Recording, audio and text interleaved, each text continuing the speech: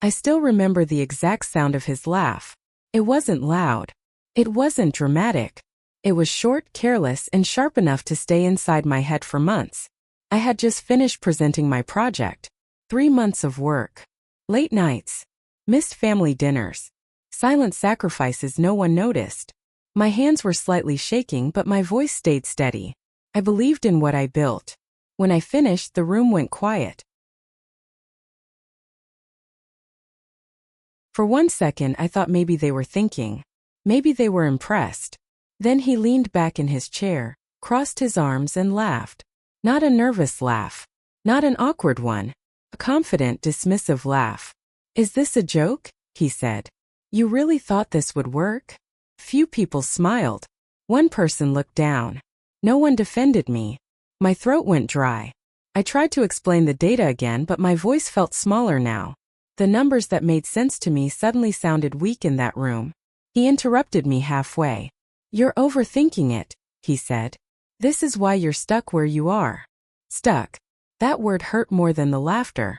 The manager cleared his throat and moved on to the next presentation. Just like that. 3 months of work ended in under 5 minutes. After the meeting, people avoided eye contact. Some gave me polite smiles.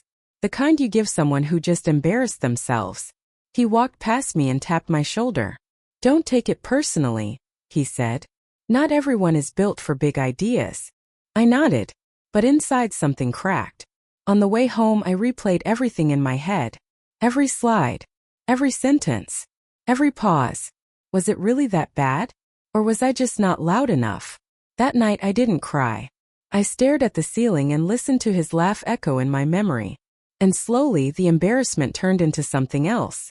Not anger. Not yet. Something colder. Something quieter. A decision.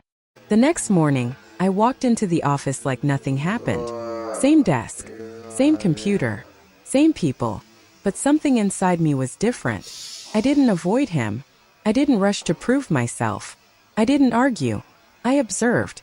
He was already surrounded by people laughing, telling the story of yesterday's meeting like it was entertainment. "You should have seen his face," he said. Completely lost. They laughed again. This time I didn't feel small. I felt alert. I started noticing things I had ignored before. The way he always spoke first in meetings. The way he interrupted others before they could finish. The way he simplified complex ideas just to sound confident. He wasn't smarter. He was louder.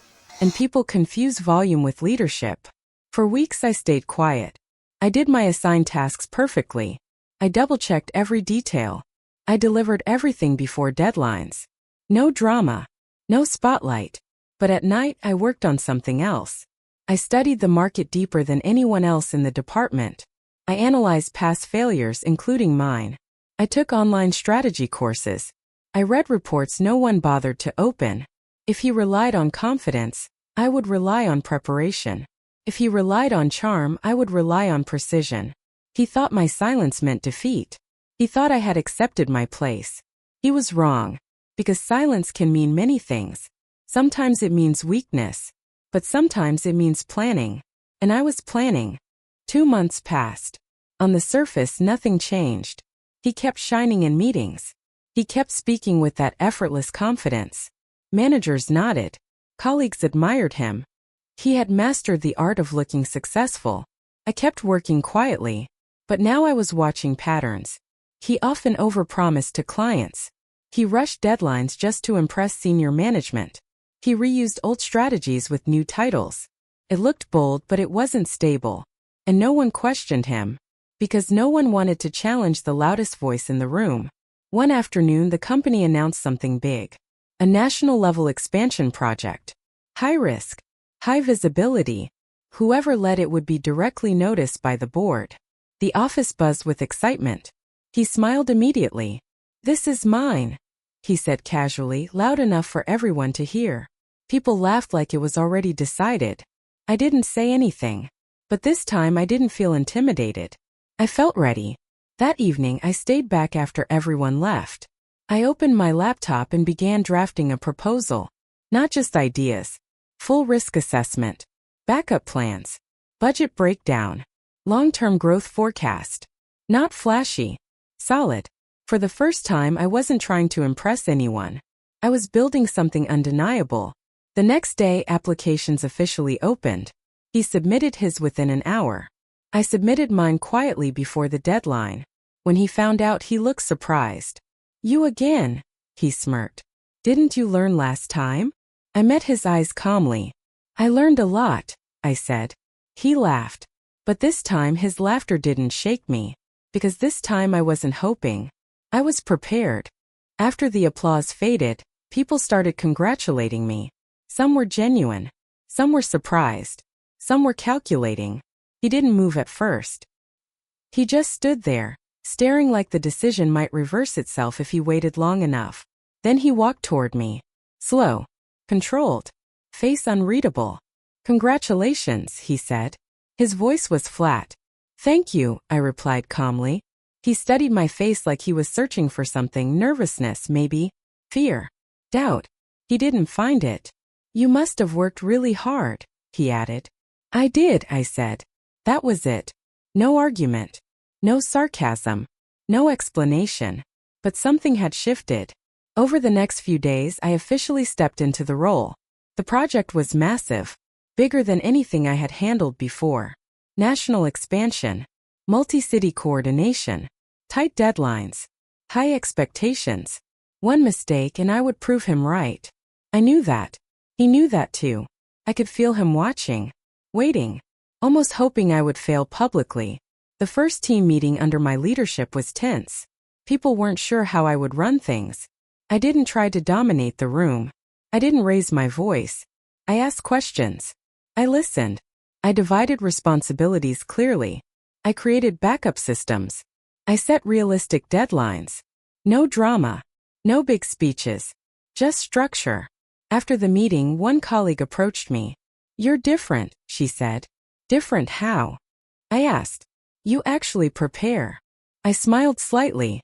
Preparation had become my revenge. Weeks passed. The workload was intense, but the system worked. Clients appreciated the transparency. Deadlines were met.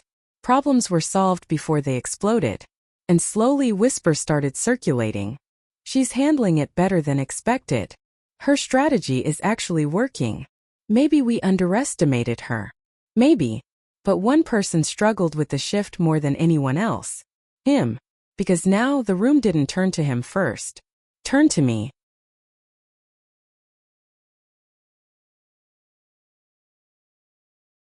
Every time he entered a room now, there was a subtle tension.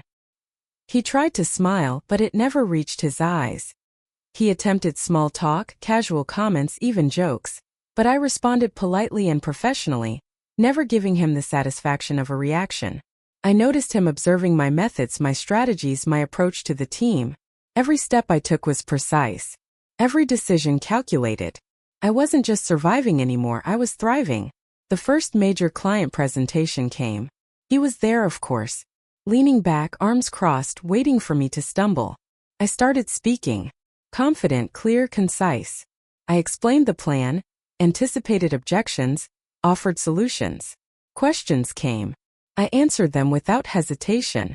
Every concern was met with data, research, and foresight. By the end of the meeting, the clients were nodding, impressed. He remained silent. Not a word. Later that day, someone whispered in the hallway, "You really outdid yourself." He didn't expect this. I smiled, silently savoring the thought. For the first time, I realized my comeback wasn't just personal. It was visible. It was undeniable. And he could see it. Every glance, every observation, every attempt to assert his authority, all futile. Because I had become unshakable. The quietest victories often hurt the most. And he was about to feel it fully. Days passed, and the atmosphere around us began to shift. Colleagues started noticing the change, the way I carried myself, the way I spoke, the confidence in every action. He tried to undermine me subtly, dropping hints in meetings, questioning my decisions in front of others. But I was ready. Every word he threw my way bounced off, harmless. I anticipated his moves before he even made them. Emails, meetings, casual remarks. Nothing slipped past me. One afternoon, he called me into his office, leaning back in his chair with that smirk I once despised. I hear you've been doing well, he said, his tone mocking yet cautious. I smiled, calm and composed. Yes, I've been making progress, I replied. He scoffed. Progress? You mean you're trying to prove something? No, I said quietly, letting each word hit him. I'm showing what's possible when someone refuses to give up, even when the world laughs at them. His smirk faltered. Just a flicker. That was the moment I realized he was no longer laughing, and he never would again. I had turned every doubt, every mockery, every sneer into fuel. Fuel that had made me unstoppable. And the best part? He could see it, but he had no power to stop it. He had underestimated me. Big mistake. The game had changed and I was in control. Days passed, and the atmosphere around us began to shift. Colleagues started noticing the change, the way I carried myself, the way I spoke, the confidence in every action. He tried to undermine me subtly, dropping hints in meetings, questioning my decisions in front of others. But I was ready. Every word he threw my way bounced off, harmless. I anticipated his moves before he even made them. Emails, meetings, casual remarks, nothing slipped past me. One afternoon, he called me into his office, leaning back in his chair with that smirk I once despised. I hear you've been doing well, he said, his tone mocking yet cautious. I smiled, calm and composed. Yes, I've been making progress, I replied. He scoffed. Progress? You mean you're trying to prove something? No, I said quietly, letting each word hit him. I'm showing what's possible when someone refuses to give up, even when the world laughs at them. His smirk faltered. Just a flicker. That was the moment I realized he was no longer laughing, and he never would again. I had turned every doubt, every mockery, every sneer into fuel. Fuel that had made me unstoppable. And the best part? He could see it, but he had no power to stop it. He had underestimated me. Big mistake. The game had changed and I was in control. Days passed, and the atmosphere around us began to shift. Colleagues started noticing the change, the way I carried myself, the way I spoke, the confidence in every action. He tried to undermine me subtly, dropping hints in meetings, questioning my decisions in front of others. But I was ready. Every word he threw my way bounced off, harmless. I anticipated his moves before he even made them. Emails, meetings, casual remarks, nothing slipped past me. One afternoon, he called me into his office, leaning back in his chair with that smirk I once despised. I hear you've been doing well, he said, his tone mocking yet cautious. I smiled, calm and composed. Yes, I've been making progress, I replied. He scoffed. Progress? You mean you're trying to prove something?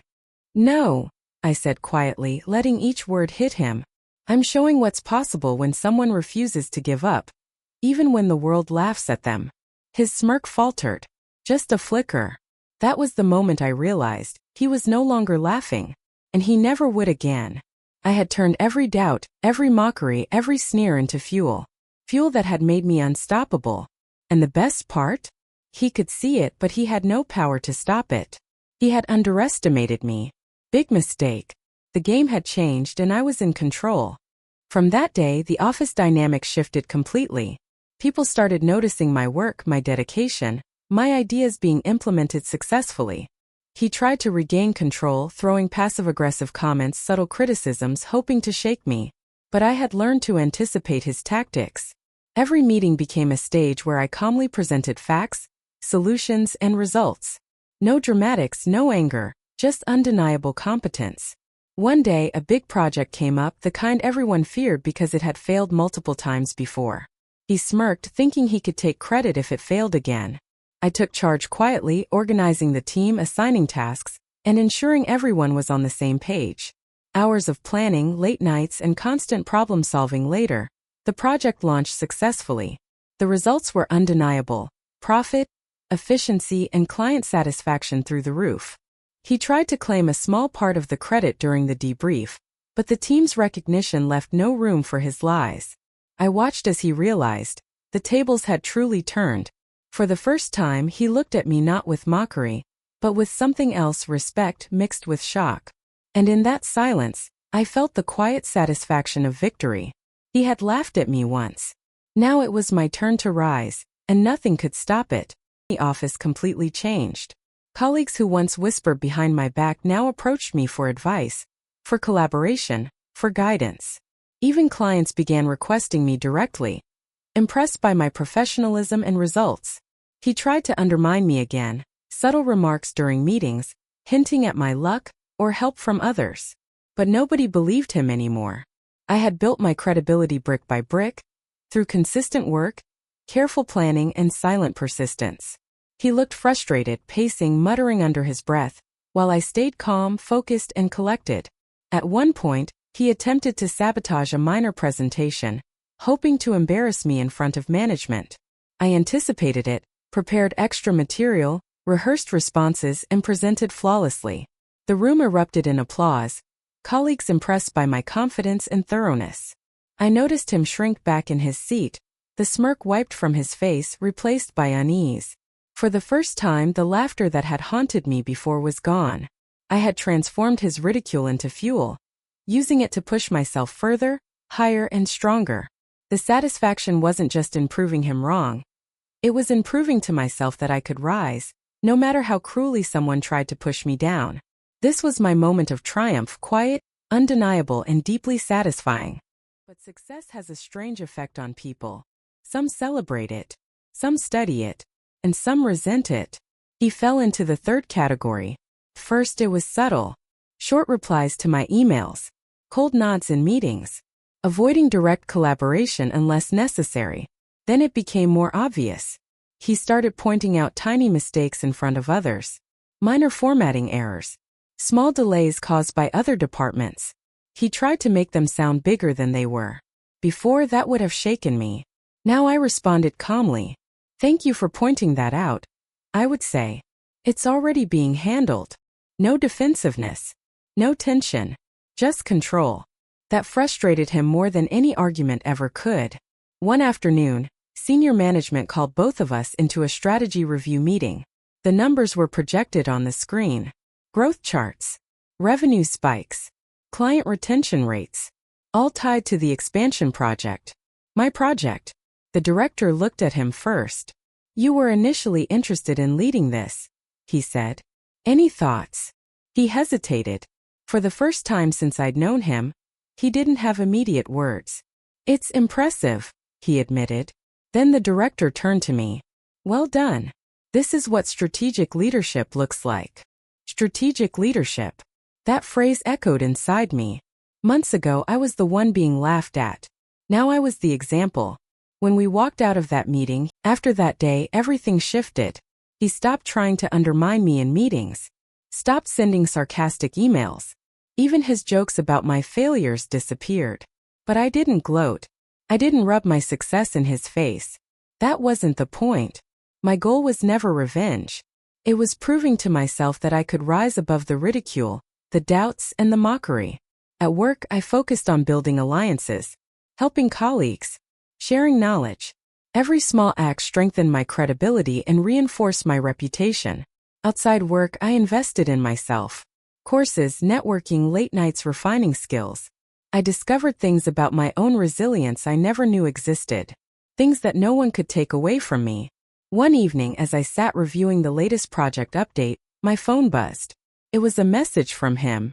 "I didn't expect you to handle everything so well. I misjudged you." I smiled. I didn't reply immediately.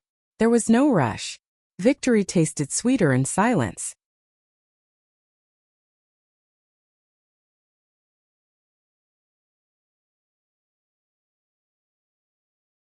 After that day, everything shifted.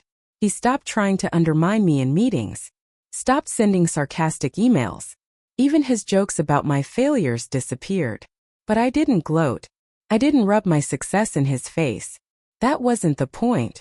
My goal was never revenge. It was proving to myself that I could rise above the ridicule, the doubts, and the mockery. At work, I focused on building alliances, helping colleagues, sharing knowledge. Every small act strengthened my credibility and reinforced my reputation. Outside work, I invested in myself. Courses, networking, late nights, refining skills. I discovered things about my own resilience I never knew existed. Things that no one could take away from me. One evening, as I sat reviewing the latest project update, my phone buzzed. It was a message from him. I didn't expect you to handle everything so well. I misjudged you. I smiled. I didn't reply immediately. There was no rush. Victory tasted sweeter in silence. And deep down I knew, this was just the beginning.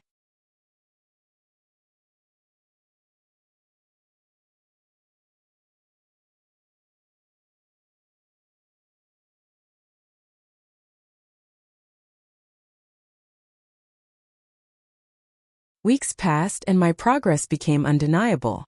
Every project I led succeeded, every challenge I faced I overcame. People started noticing, not just coworkers but management. Recognition wasn't just about applause. It was respect, and it felt earned. He tried to brush it off at first, making small comments here and there, trying to provoke me. But I had learned my lesson. His laughter no longer mattered. I had my focus, my drive, and my achievements. At home I reflected on the journey. All those sleepless nights, the doubts, the pressure, it wasn't easy. But it molded me into someone stronger, sharper, more determined. I realized success isn't about proving others wrong. It's about proving to yourself that you're capable. One day during a team meeting, he attempted a sarcastic remark. I simply smiled, presented my plan confidently, and moved on. Silence filled the room. The tables had turned, and this time I held the power. Finally, I understood the truth. Resilience isn't just surviving. It's thriving, even when others hope you fail.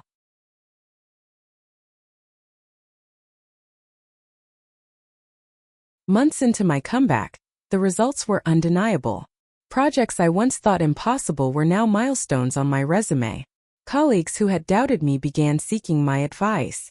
Even management, who had overlooked me before, started recognizing my contributions. He watched silently from the sidelines, no more laughing, no more smirks. I realized the sweetest victory wasn't in retaliation. It was in my growth, in becoming someone I could be proud of. Outside work, I rebuilt my personal life too. I invested time in passions I had neglected, hobbies that made me feel alive, and relationships that truly mattered. I was no longer the person who stumbled and doubted herself. I had learned to stand tall, even when the world seemed against me. The silence of his laughter haunted me no more. I had found a power that no one could take away, self-belief. And with that, I knew my comeback was complete.